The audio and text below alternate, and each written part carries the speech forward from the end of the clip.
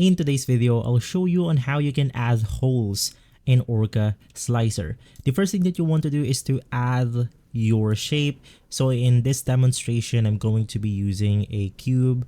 Let's just edit the scaling of our cube right here real quick. And from there, we can then proceed with the next step, which is highlighting the main shape that we want to add it.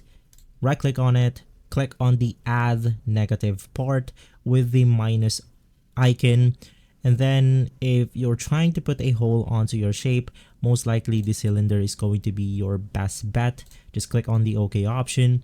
And on this step, of course, once again, you can edit this the way you want to. So I'll make my shape bigger and I'll also make it taller. And from there, you then want to simply move your cylinder or your hole where you want to put your hole onto your shape. So in my case, I'm going to make it this way. And then of course, you want to make sure that your shapes collide with each other. From there, to simply add it out or to apply the changes, you need to head over to the preview button at the upper right corner, or I mean on the upper left corner. And from there, it will then apply the changes after loading in, as you can see right here.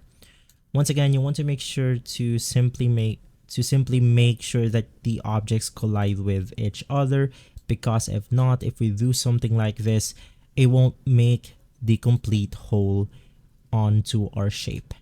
And so guys, if this video has been helpful, leave a like, subscribe, and follow Guide to Everything for more videos like this. Thanks for watching.